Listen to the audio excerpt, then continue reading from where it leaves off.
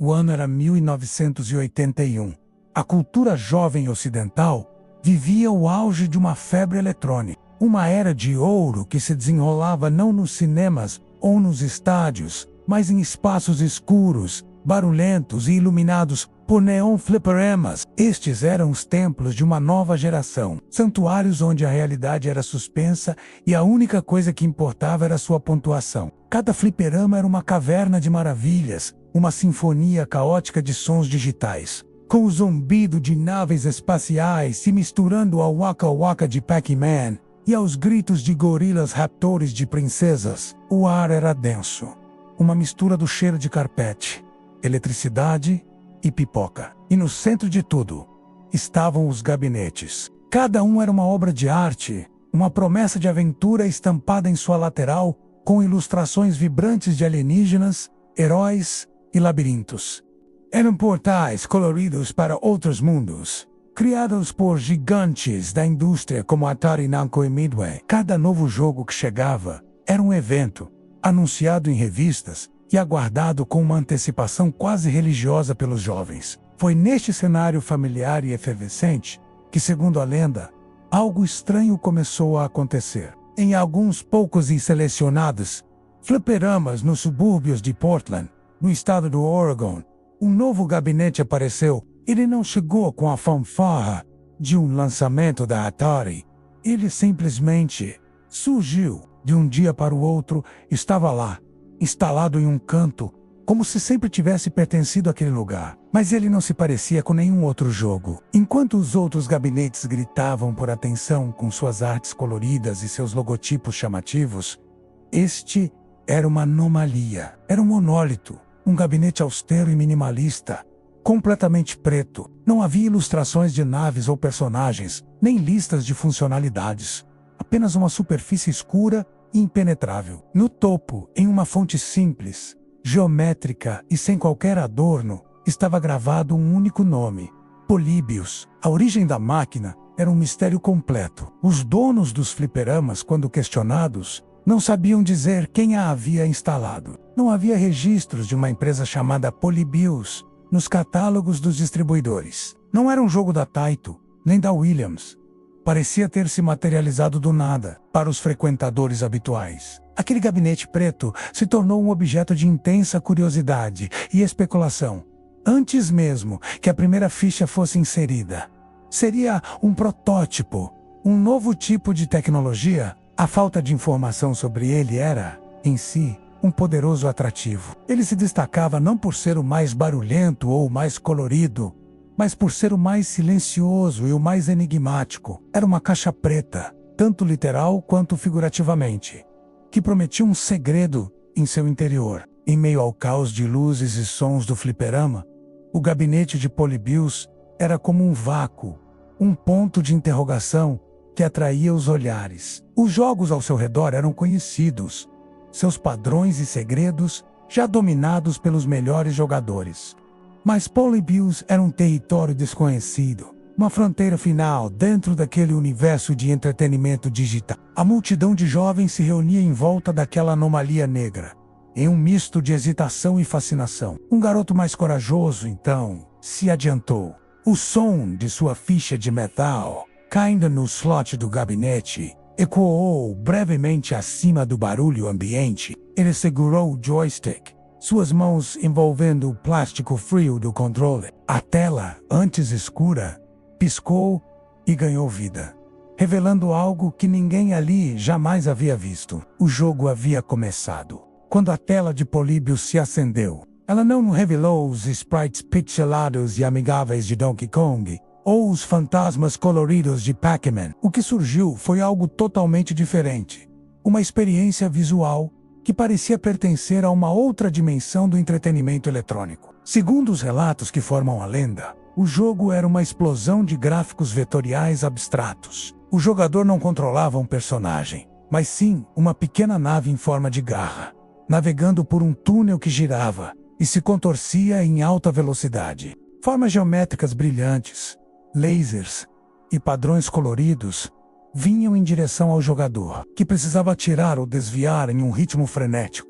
Não havia uma narrativa clara, nenhum objetivo final aparente. Apenas a sobrevivência dentro daquele caleidoscópio psicodélico. A paleta de cores era vibrante e agressiva, e muitos relatos afirmam que flashes de luz estroboscópica e mensagens subliminares, palavras ou rostos, que apareciam por uma fração de segundo, eram embutidos na jogabilidade. O design de som era igualmente perturbador e inovador. Em vez das melodias cativantes e dos efeitos sonoros satisfatórios dos jogos populares, Polybius emitia ruídos eletrônicos metálicos, zumbidos sintéticos e sons dissonantes que eram, ao mesmo tempo, irritantes e estranhamente hipnóticos. A combinação da velocidade vertiginosa, das luzes pulsantes e do áudio desconcertante criava uma sobrecarga sensorial. Jogar Polybius exigia um nível de concentração absoluto. O jogador precisava entrar em um estado de fluxo,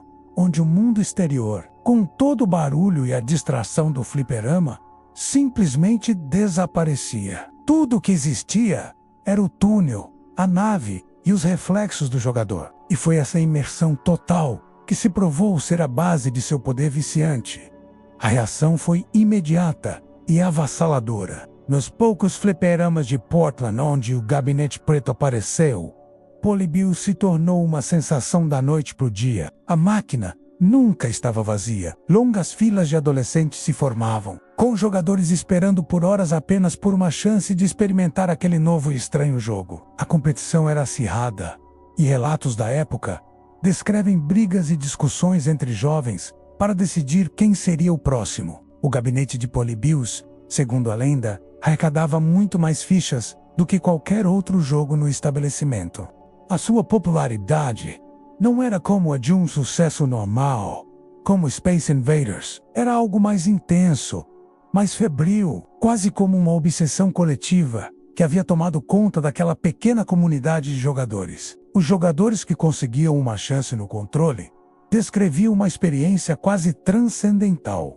Eles se sentiam sendo puxados para dentro da tela, suas mentes focadas em uma única tarefa de sobrevivência digital. O tempo perdia o sentido. Minutos se sentiam como segundos, e ao final da partida, seja por vitória ou derrota, havia uma sensação de desorientação, como se estivessem acordando de um transe profundo. As mãos suavam no joystick, os olhos ardiam de tanto fixar a tela, mas a sensação não era de satisfação. Era de necessidade. A necessidade de jogar de novo, de ir mais longe no túnel, de entender os padrões que pareciam se mover de forma quase inteligente. A popularidade de Polybius era inegável, mas havia algo mais em jogo do que apenas diversão. A atração que o Gabinete Preto exercia era quase predatória. Ele não convidava os jogadores para uma partida casual. Ele os capturava, exigindo sua atenção total e os deixando com um desejo incontrolável por mais. Os jogadores não saíam do jogo se sentindo vitoriosos ou revigorados. Saíam atordoados, mas com uma necessidade incontrolável de jogar novamente. Eles ainda não sabiam, mas o preço para entrar naquele túnel de luz era muito mais alto do que uma simples ficha de fliperama. O jogo estava começando a cobrar seu verdadeiro pedágio. Não dos seus bolsos, mas de suas mentes. A obsessão que o Gabinete Preto inspirava era apenas o primeiro sintoma, a ponta do iceberg de um fenômeno muito mais sinistro. A atração magnética do jogo era o método pelo qual ele inseria seus verdadeiros efeitos na mente dos jogadores. A experiência com Polybius não terminava quando a partida acabava, e a tela exibia a palavra fim de jogo. Pelo contrário, era ali que o verdadeiro jogo, o jogo psicológico, realmente começava. Os primeiros sinais eram físicos e poderiam, a princípio, ser descartados como resultado de uma sessão de jogo excessivamente intensa. Os jogadores saíam da frente da máquina se queixando de náuseas, tonturas e dores de cabeça lancinantes. Alguns desenvolviam uma fotossensibilidade extrema, onde as luzes brilhantes do próprio fliperama se tornavam insuportáveis, mas esses eram apenas os sintomas superficiais. O verdadeiro dano estava ocorrendo em um nível muito mais profundo. Rapidamente, os relatos se tornaram mais estranhos e mais alarmantes. Os jogadores mais assíduos começaram a sofrer de episódios de amnésia. Alguns esqueciam detalhes da partida que acabaram de jogar.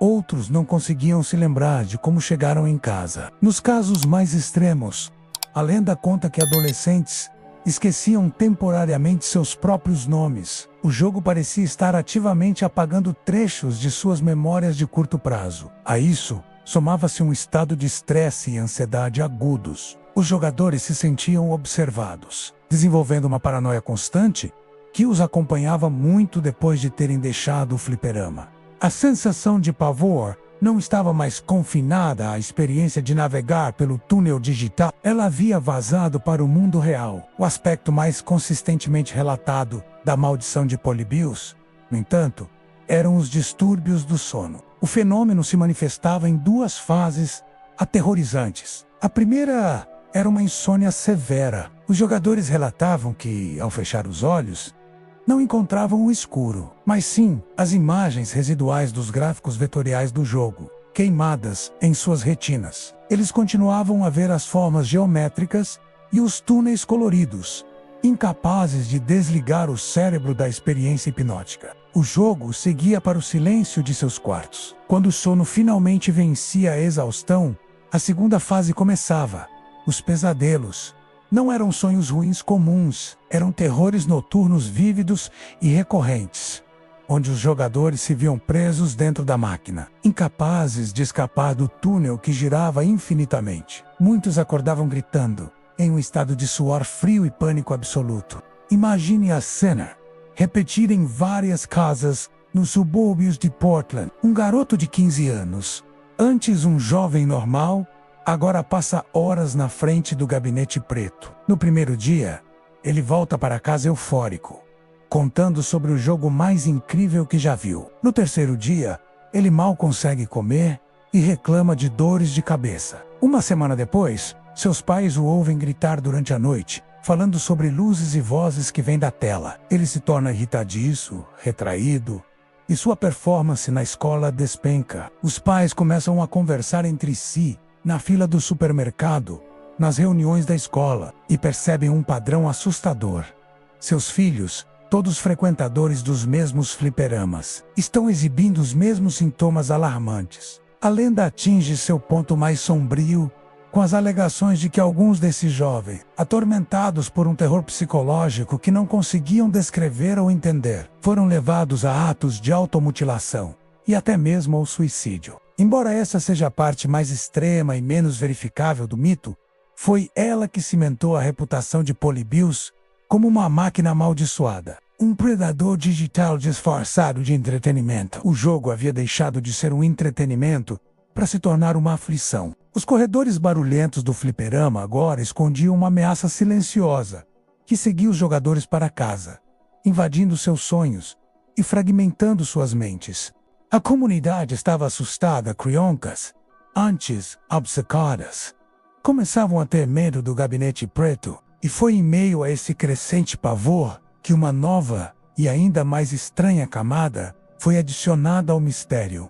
Figuras sombrias começaram a aparecer. Homens que não estavam interessados em jogar, mas em observar e coletar dados. À medida que o medo e a confusão em torno de Polybius se espalhavam pelas comunidades suburbanas de Portland, uma nova e profundamente perturbadora camada foi adicionada à lenda. Testemunhas, principalmente os proprietários dos fliperamas e os jogadores mais velhos e observadores, começaram a relatar a presença de figuras estranhas que não se encaixavam no ambiente caótico e juvenil dos arcades. Eram homens vestidos com impecáveis ternos pretos. A aparição desses indivíduos era, por si só, uma anomalia em um mundo dominado por jeans, camisetas de bandas e cabelos compridos. A presença de homens em trajes formais e sóbrios era tão fora de lugar quanto o próprio gabinete preto de Polybius. Eles não eram pais procurando por seus filhos, nem empresários em sua hora de almoço. Eles se moviam com um propósito silencioso e uma ausência de emoção que os tornava ainda mais intimidadores. Seus rostos eram descritos como vazios e inexpressivos, e eles pareciam ignorar completamente o ambiente ao seu redor. O comportamento desses homens de preto era o que realmente solidificava seu lugar no coração da conspiração. Eles não interagiam com ninguém, não falavam com os funcionários, não respondiam a perguntas e não demonstravam o menor interesse nos outros jogos que arrecadavam fortunas. como o Pac-Man ou Donkey Kong. O seu único e exclusivo foco era a máquina de Polybius. De acordo com os relatos que formam a lenda, essas visitas ocorriam de forma periódica, talvez 1 ou 2 vezes por semana. Eles entravam no fliperama, caminhavam diretamente até o gabinete preto, usando uma chave especial, abriam um painel de serviço que não parecia ser padrão da indústria. Por alguns minutos, eles mexiam no interior da máquina. Alguns relatos dizem que eles conectavam um dispositivo para extrair informações, enquanto outros afirmam que eles simplesmente ajustavam configurações em um menu secreto, acessível apenas a eles. A impressão unânime era de que eles estavam coletando dados. Mas que tipo de dados? Eles estariam apenas recolhendo as informações de pontuação dos jogadores, analisando as estatísticas de quantas vezes o jogo foi jogado. Ou seria algo muito mais sinistro? A teoria que rapidamente ganhou força foi a de que os dados coletados não eram sobre o jogo, mas sobre os jogadores. Talvez a máquina estivesse equipada com sensores para monitorar as reações dos jogadores, seus tempos de resposta, seus níveis de estresse, suas ondas cerebrais, sua suscetibilidade aos supostos estímulos subliminares. Os homens de preto não eram técnicos de manutenção, eram cientistas ou agentes de campo, coletando os resultados de seu experimento. A presença deles era a confirmação de que Polybius não era apenas um produto de entretenimento, mas sim um instrumento, uma ferramenta de pesquisa ativa, sendo usada em sujeitos humanos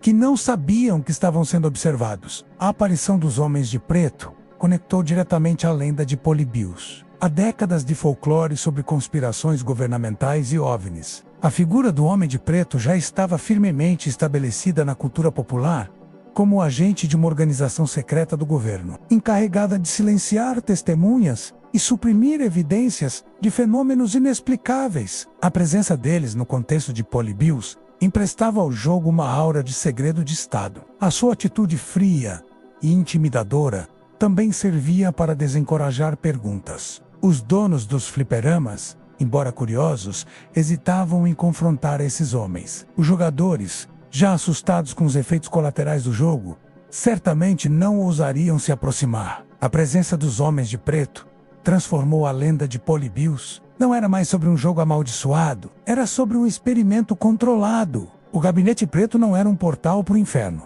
mas uma ferramenta de coleta de dados para uma organização sombria com recursos e autoridade para operar abertamente. Mas, em segredo, Carafite era agora parte de um arquivo secreto, sendo compilado por uma agência desconhecida. E, como todo experimento, ele precisava de uma conclusão. O próximo passo da organização não seria ajustar os parâmetros, mas sim apagar todas as evidências de que o teste um dia sequer aconteceu. Após um período de intensa atividade, que a lenda estima ter durado aproximadamente 1 mês, a fase de coleta de dados do experimento Polybius chegou ao fim. O jogo havia sido implantado, a população-alvo havia sido exposta, os efeitos haviam sido observados e os dados, coletados pelos misteriosos homens de preto. Para os arquitetos do projeto, o teste havia sido concluído. O passo seguinte, e final, era a execução de um protocolo de limpeza. Uma operação de apagamento tão completa e eficaz que transformaria a história de Polybius em um verdadeiro fantasma na máquina. O desaparecimento foi tão súbito e coordenado quanto a sua aparição. Em todos os poucos fliperamas de Portland, onde os gabinetes pretos haviam sido instalados, a história se repetiu da mesma forma. Os donos dos estabelecimentos chegavam pela manhã para iniciar mais um dia de trabalho e simplesmente encontravam um espaço vazio no chão. O monólito negro que havia dominado a atenção e as fichas de seus clientes por semanas havia sumido durante a noite. Não havia sinais de arrombamento, nem de roubo. As outras máquinas estavam intactas, parecia um trabalho profissional, uma remoção silenciosa e eficiente. Quando os proprietários tentaram contatar o distribuidor ou a suposta empresa por trás do jogo, não encontraram nada. Os números de telefone não existiam, os endereços eram becos sem saída. Era como se a entidade que colocou o jogo ali tivesse o poder de se tornar invisível, de apagar seus próprios rastros da realidade comercial. Mas o desaparecimento físico do gabinete foi apenas a primeira camada da erradicação. O que torna a lenda de Polybius tão duradoura e assustadora é o subsequente apagamento de sua existência de todos os registros históricos e digitais da época. Em uma indústria meticulosamente documentada, como a dos arcades da Era de Ouro, a ausência de Polybius é o seu traço mais marcante. Pense em qualquer outro jogo. Mesmo os protótipos mais raros ou os maiores fracassos comerciais, eles deixam um rastro. Existem em listas de distribuidores, são mencionados em revistas especializadas da época, como a Replay ou Playmeter. Tem seus direitos autorais registrados, suas placas de circuito são encontradas em depósitos, e suas ROMs.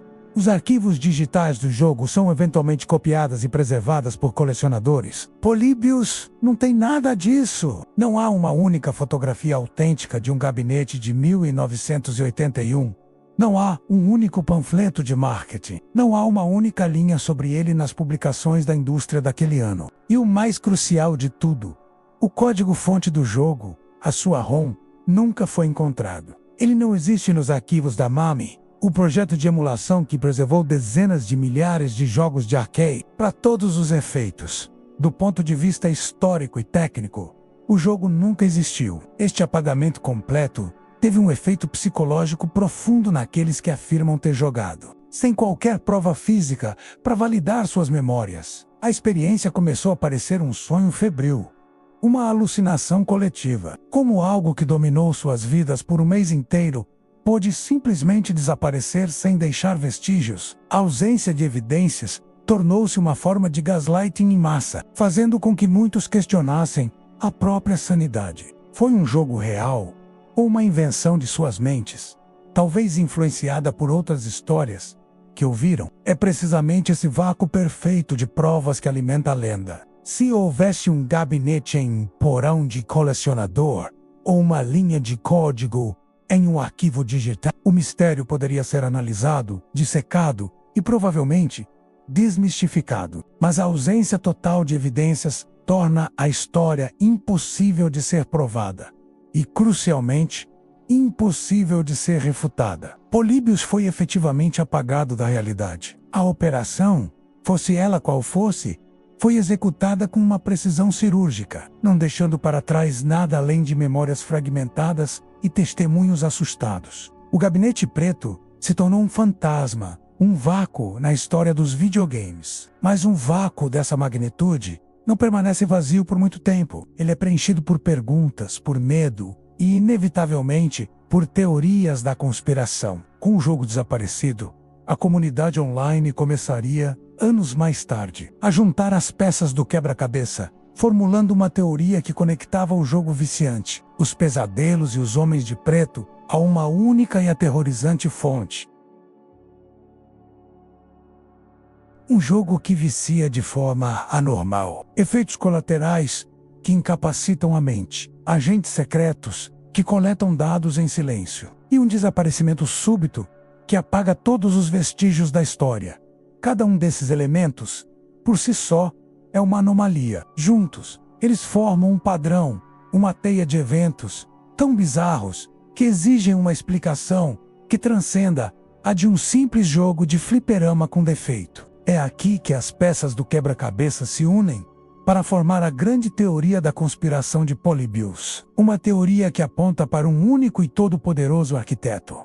Uma facção secreta do governo dos Estados Unidos. A teoria postula que Polybius nunca foi um produto comercial. Ele era uma ferramenta, uma arma psicológica disfarçada de entretenimento, implantada no mais perfeito laboratório que se poderia imaginar. Os fliperamas repletos de jovens, competitivos e desavisados.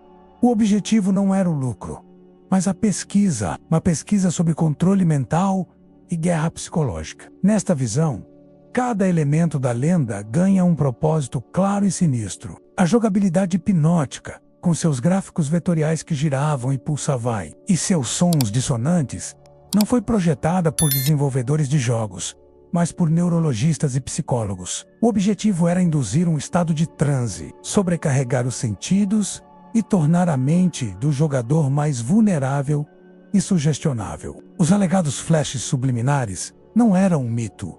mas o próprio mecanismo de entrega do experimento, testando a eficácia de mensagens subconscientes. Os efeitos colaterais, por sua vez, não eram um defeito de programação.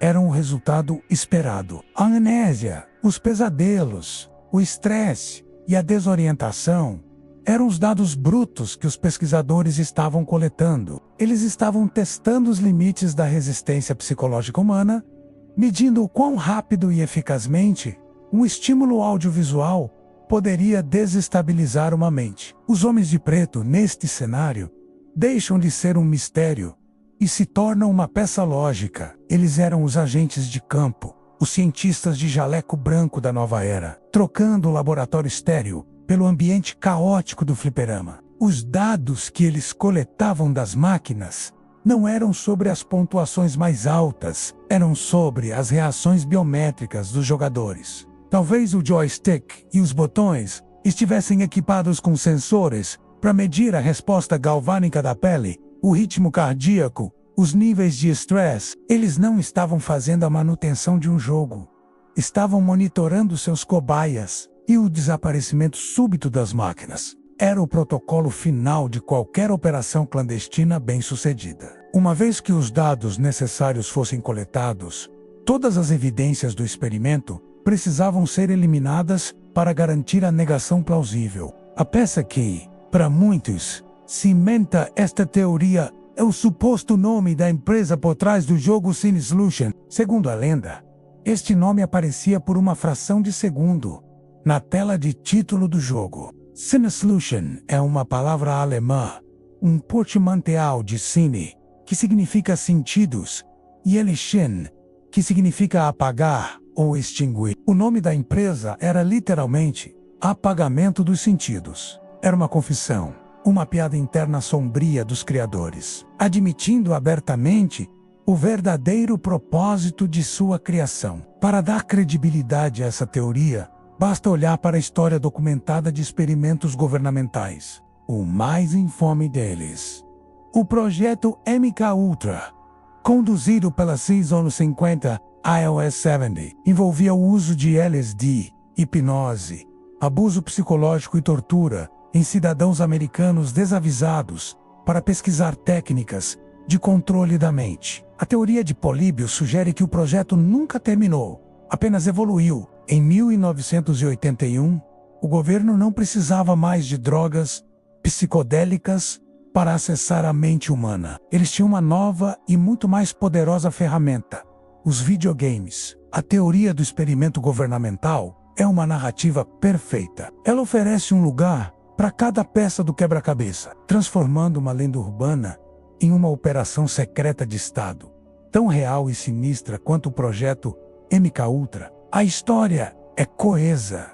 aterrorizante e, para muitos, conclusiva. Mas uma teoria, por mais elegante que seja, precisa de uma coisa para se tornar um fato: evidência. E é na busca por essa evidência que a lenda de Políbios enfrenta seu maior e mais revelador desafio. A teoria do experimento governamental é uma narrativa perfeita. Ela é coesa, assustadora e oferece um lugar para cada peça bizarra do quebra-cabeça de Políbios. Ela transforma uma história sobre um jogo de fliperama em uma operação secreta de Estado, tão real e sinistra quanto o projeto MKUltra. A história é, para muitos, conclusiva. Mas uma teoria, por mais elegante e completa que seja, precisa de uma coisa para ser considerada um fato pelo arquivista: evidência. E é na busca por essa evidência concreta e verificável que toda a estrutura da lenda de Políbios começa a se desfazer. Por décadas, caçadores de mitos, historiadores de videogames e jornalistas investigativos têm vasculhado arquivos, entrevistado testemunhas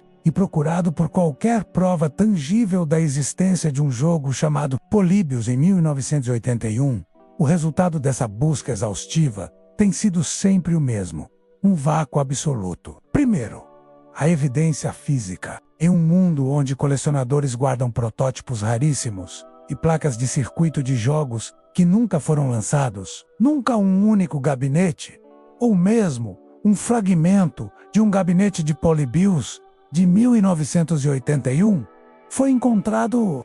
A ROM do jogo Seu código digital, que seria a prova definitiva, nunca surgiu. Em uma comunidade global de emulação que preservou digitalmente dezenas de milhares de jogos, a ausência de Polybius é ensurdecedora.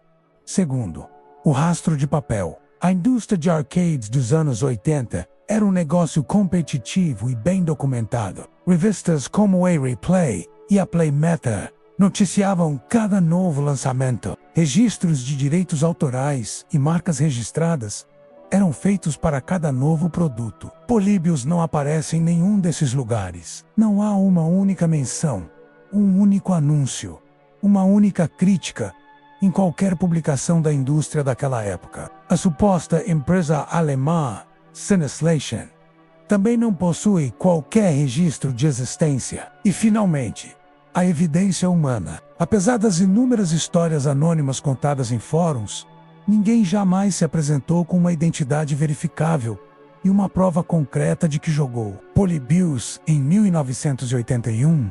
Nenhuma fotografia de um adolescente posando ao lado do misterioso gabinete preto. Nenhum proprietário de fliperama com um registro de contabilidade mostrando os lucros da máquina. Todas as histórias são relatos de segunda ou terceira mão. Anedotas que começam com um amigo meu jogou ou eu ouvi dizer que em um fliperama perto de casa. Se Polybius não era um jogo de 1981, então o que ele é? A resposta, segundo todas as investigações sérias, é que Polybius é uma das primeiras e mais bem-sucedidas lendas urbanas da era da internet. Sua origem não remonta a um fliperama em Portland, mas a um site chamado CoinOpBorg, um banco de dados de jogos de arcade. Por volta do ano 2000, quase 20 anos após a suposta aparição do jogo, uma entrada para Polybius foi criada, contendo a maior parte dos detalhes que hoje formam a lenda. Acredita-se que o autor da postagem, um homem chamado Kurt Kahler,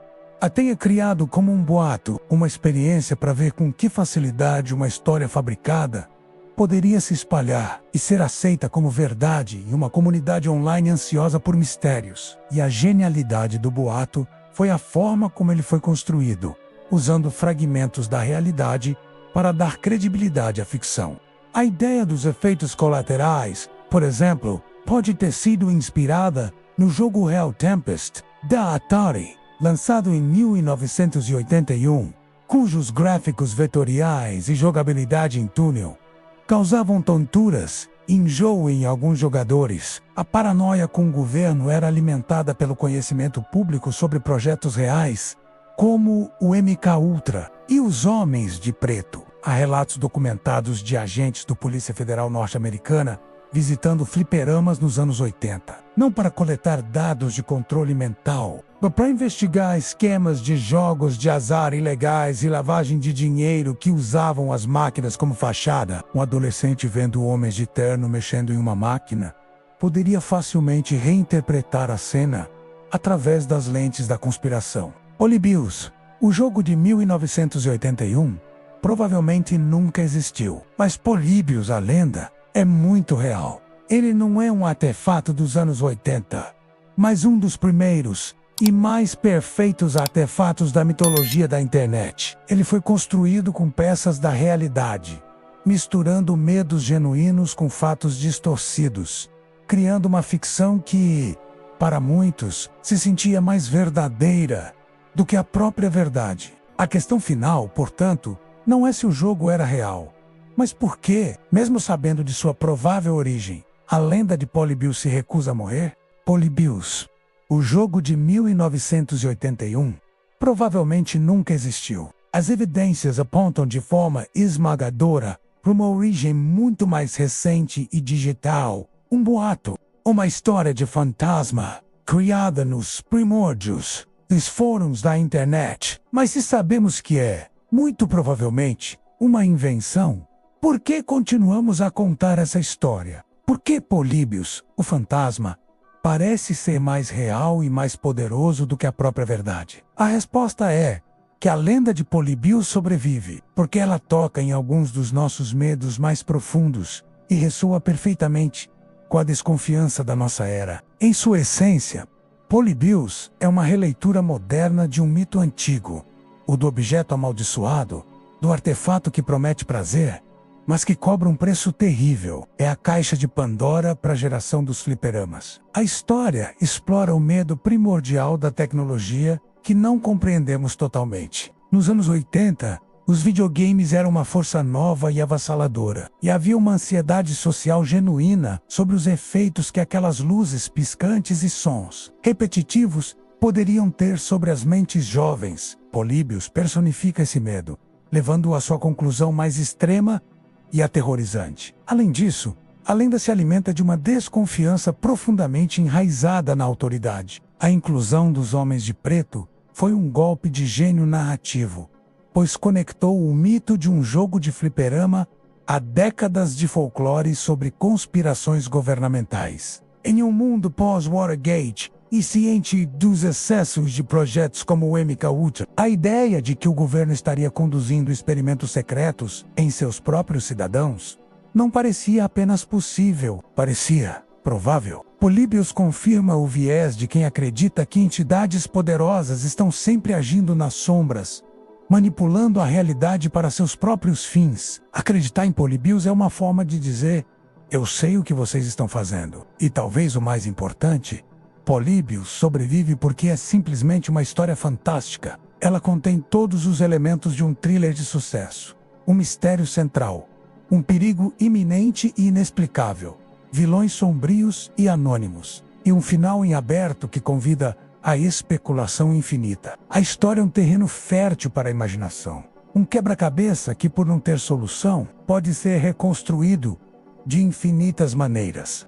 O poder da lenda é tão grande que ela transcendeu os fóruns de internet e se infiltrou na cultura popular. O Gabinete Preto de Polybius já fez aparições em séries de enorme sucesso como Simpsons e Loki, tratado não como um mito, mas como um fato estabelecido dentro daqueles universos. Desenvolvedores de jogos independentes criaram dezenas de recriações modernas de Polybius, tentando imaginar como seria a jogabilidade daquela máquina amaldiçoada. A lenda se tornou um ciclo que se autoalimenta.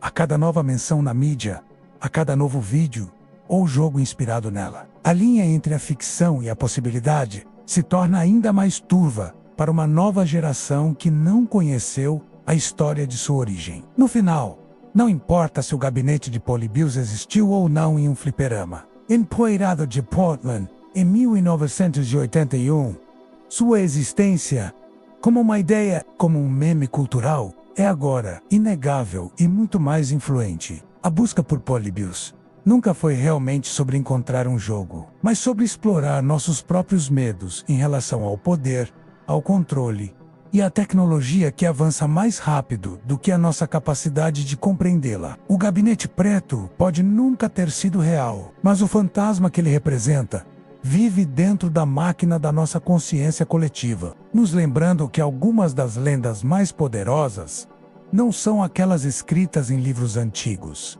mas saca-las digitadas anonimamente na escuridão da internet. O arquivo está fechado, mas a simulação continua.